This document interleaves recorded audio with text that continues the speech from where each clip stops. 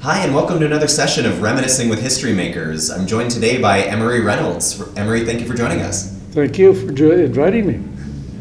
So for starters, when did you join APCO? 1978. I joined the Colorado, Wyoming chapter, and my interest and reason for joining at that time was I was seeking some additional radio frequencies for our agency, and I learned rather quickly by talking to other agencies that the only way you're going to get them is if you go get involved with APCO. So I became part of APCO. There you go. During your tenure here with APCO, tell us about what agencies you worked for, some of the positions you held and those responsibilities. That was during the time I went with APCO. I joined when I was already a lieutenant with Arapahoe County Sheriff's Office, and my job there was managing the radio system, the dispatch center, and the record center.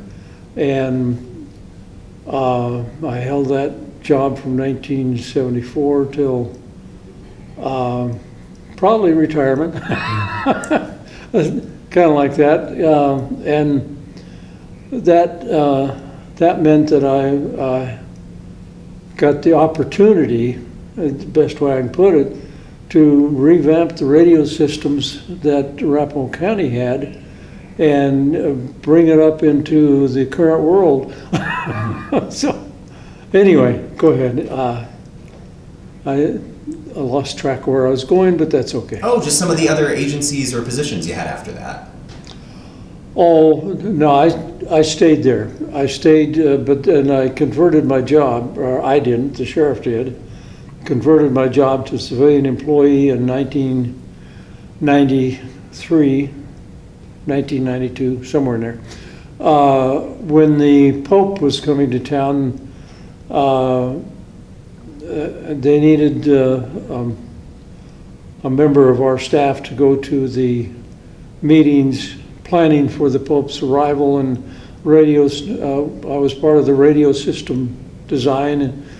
I acquired a 20-channel trunk system, standard, the original trunking system that Motorola put out, and put it on a tall building within Arapahoe County. And so we covered from there pretty much the Denver metro area with that one tall building.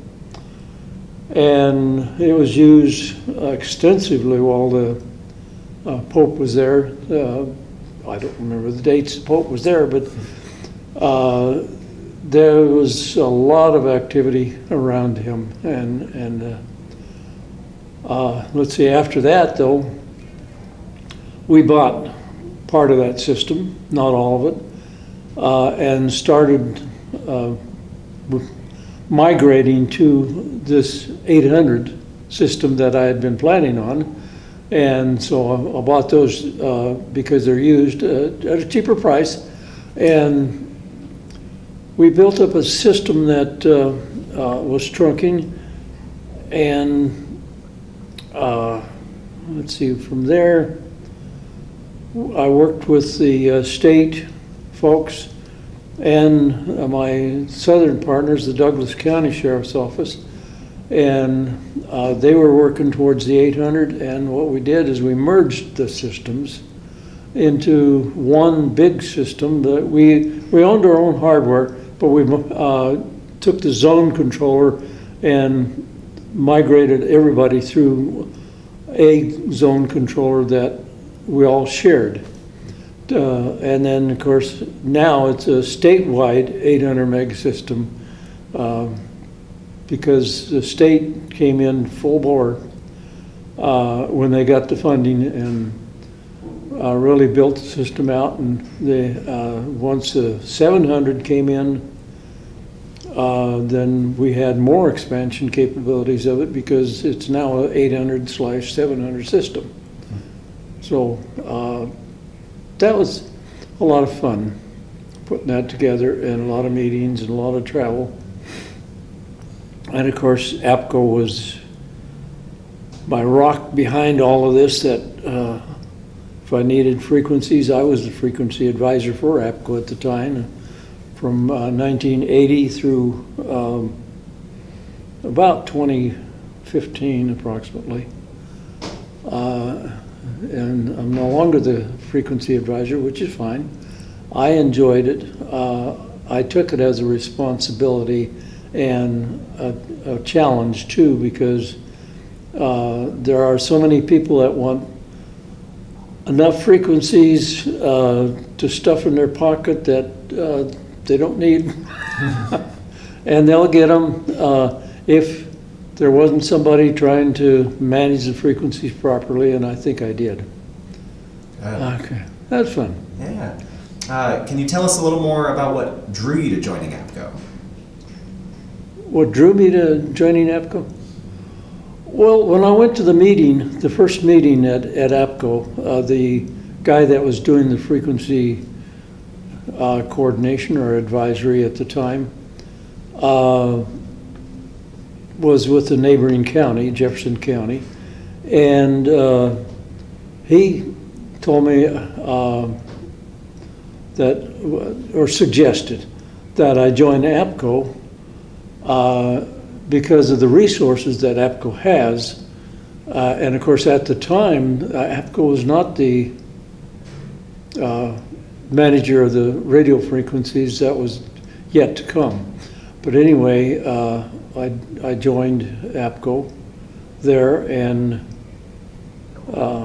well, partly to appease him and partly for myself, because I wanted to get more information and training and stuff in the field of radio communications for my agency.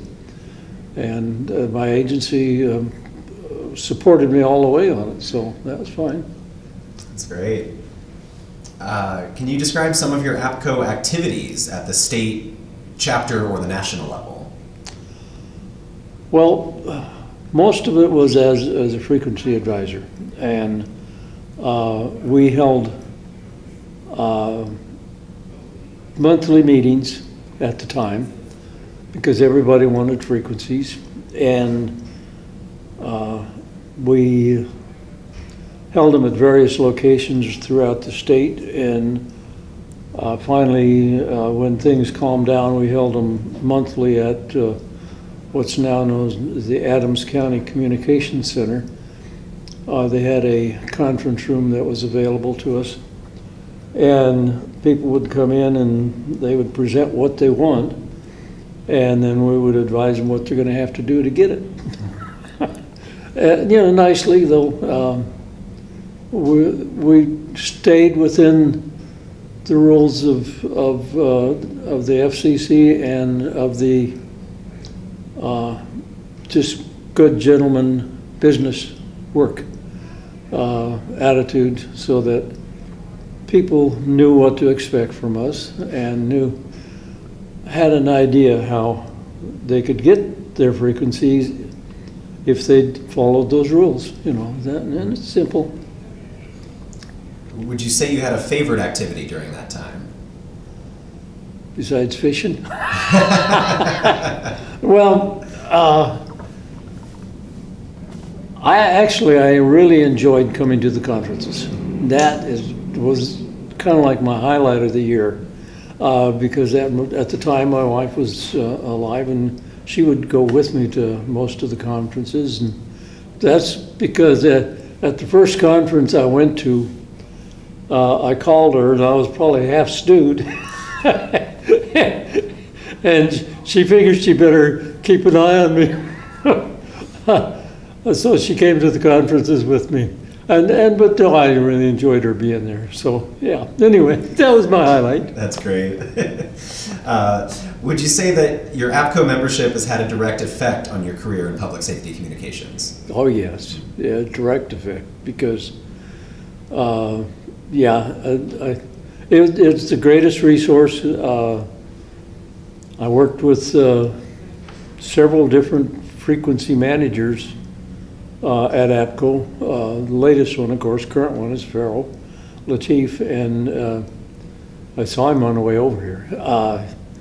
He's a great guy, and he's very diligent about doing his job, but he kept an eye on all of us, and he helped me. Now, prior to him was Ronnie Harris, that was the manager. Ronnie and I were old friends. He was from Montana.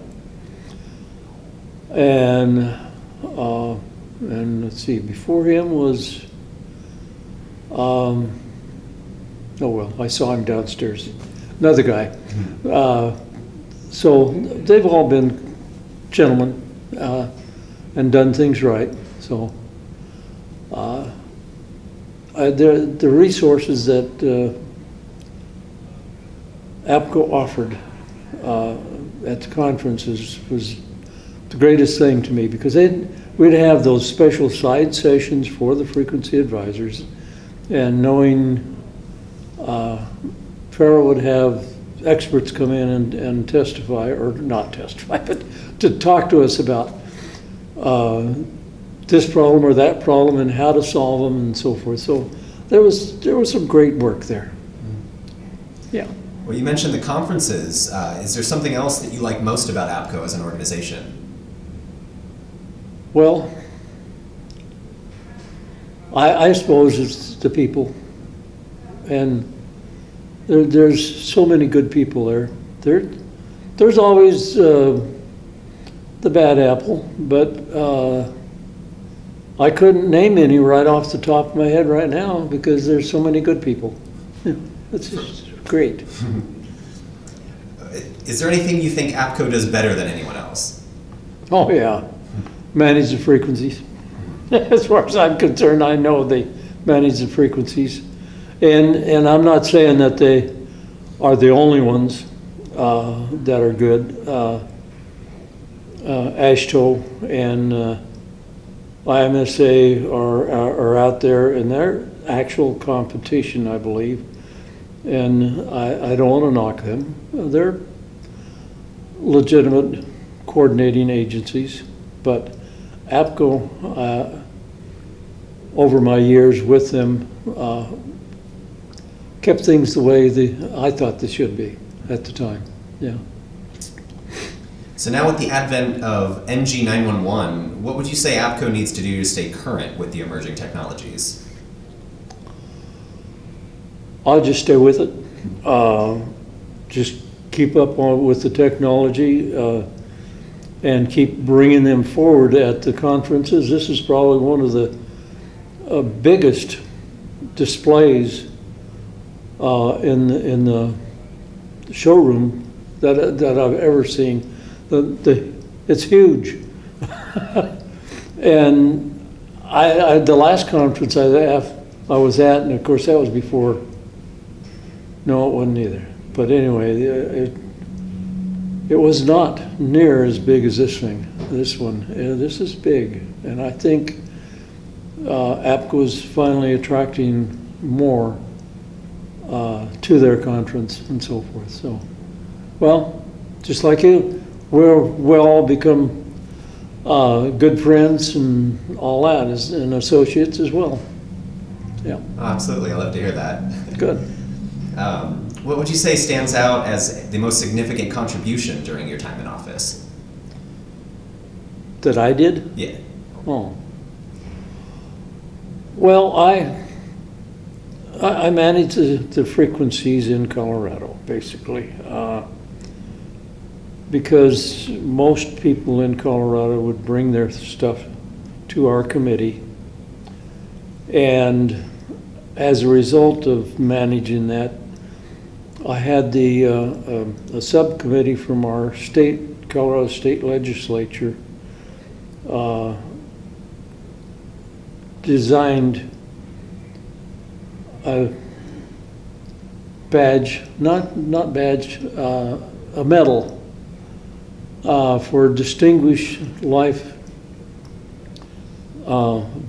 achievements, lifetime achievements for me, and they presented it to me. And then they took the same thing and added my name to it. And now it's the Emery Reynolds Lifetime Achievement Award that goes annually to a selected radio service person in Colorado. And there's several been awarded since then. I don't remember what I got my first one. I got mine. So that was because I managed those frequencies, and they got the frequencies they needed when they needed them, and I helped them because I planned it ahead as to dividing up the frequencies so that everybody had their fair share of them, including the city of Denver, which wanted a lot more than they got, but they got enough to make a great system. So, yeah.